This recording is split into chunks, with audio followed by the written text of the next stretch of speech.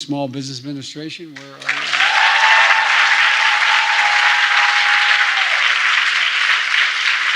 Catherine Tai, U.S. Trade Representative, she knows how to cut a deal. And C.C. Rouse, Chair of the Council of Economic Advisors. A number of members are not here today because they're out traveling on behalf of the administration. Janet Yellen, the first female Secretary of the Treasury. Here are some very important news from the IRS. They officially announced when the next batch of stimulus checks will be sent out, as well as who is eligible to get a check from this batch of stimulus payments.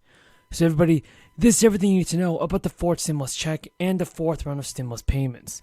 So continue watching this video if you want to find out the latest news about Social Security benefits as well. So as crisis numbers have reached new daily records in recent weeks, there have been growing calls for further economic support.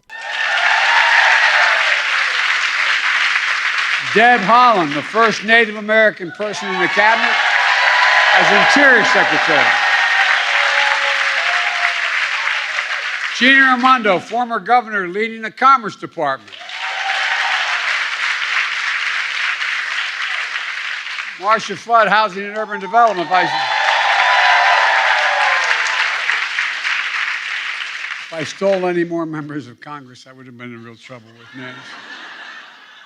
And Shalonda Young, newly confirmed. For people and businesses, pressure has risen on the Biden administration and lawmakers to pass a new form of federal financial support.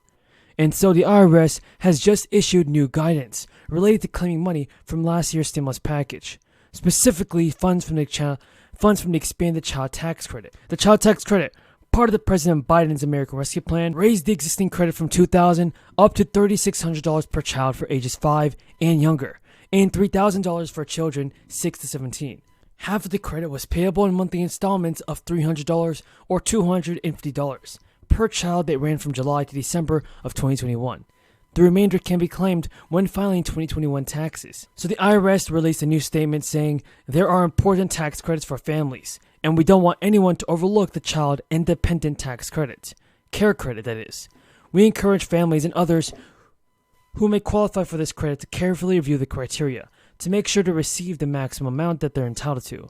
We also encourage the tax professional communities and others share this information with them.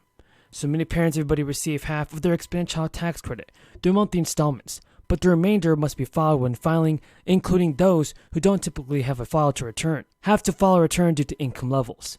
Another update, everybody, was more of a reminder of the Child Independent Care Credit, which was expanded for 2021. Depending on the income, taxpayers can get a credit worth up to 50% of their qualifying child care expenses for tax year 2021.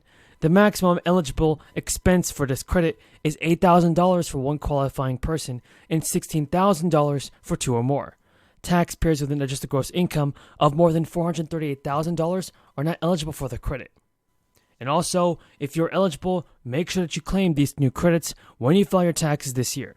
And a fourth stimulus check from the government could definitely take one or two forms: monthly checks in fairly small amounts or one-time payments of up to $2,000. The U.S. economy is still recovering with slow but steady job growth, but unemployment rates continue to rise across the nation. And according to a new study, millions of people are currently facing losing their homes. And inflation is also continuing to rise. That is why Democratic Representative Ilhan Omar introduced a bill that would send $1,200 checks to each American, making less than $75,000 per year forever. There are also several Democrats on the House Ways and Means Committee that sent a letter to President Biden requesting the administration add a fourth and even a fifth stimulus check to their bills. In a recent press conference, Jen Psaki said the president is certainly open to a range of ideas. That was when he was asked about the lawmakers' push for more stimulus check. And the fourth stimulus check amount depends on several factors. It would probably look similar to the previous checks, it is. For reference, the first stimulus check amounted to as much as $1,200, while the second stimulus check brought up to $600 to eligible Americans. Now, the third stimulus check, which the IRS is still in the process of distributing, is worth up to $1,400 per person, although the eligibility requirements are narrower. So within the first two checks, those making up to $99,000 alone receive some payments, where the third check individuals earn more than $80,000 per year.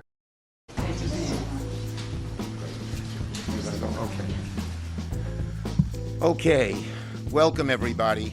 And first I want to thank everyone who's here, someone who was just a stalwart leader on this issue for years, with her persistence, her intelligence, and her passion. This you can say for sure it wouldn't have happened if Kirsten Gillibrand hadn't taken the lead. I want to thank my colleague Senator Graham. He really stepped up to the plate and understood how important this was, and as he said, convinced businesses that this is good for business as well. And that's why we're able to move this amazing legislation by a voice vote, which meant no one was opposed to it. And in part, that's good credit to Lindsey Graham and to Joni Ernst, who helped so much on this legislation as well. And of course, I want to thank Gretchen Carlson. She did an amazing, amazing thing. And as I mentioned to her, when something bad happens to you, very bad, the human instinct is to curse the darkness. But instead, she lit a candle.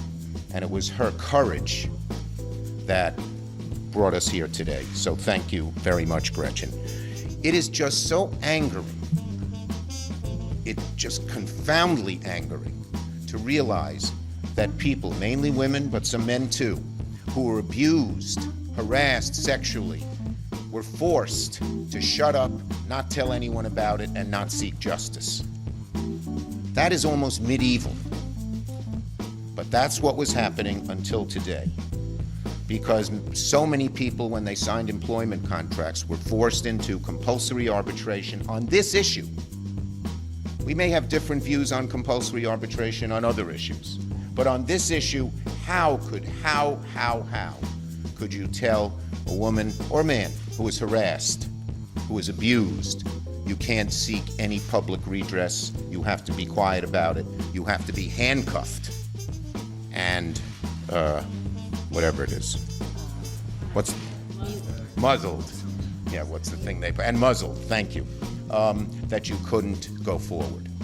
The great news is that'll never happen. And even better news, which a lot of people don't realize is in this bill, even the existing clauses that people have signed decades ago are no longer enforceable.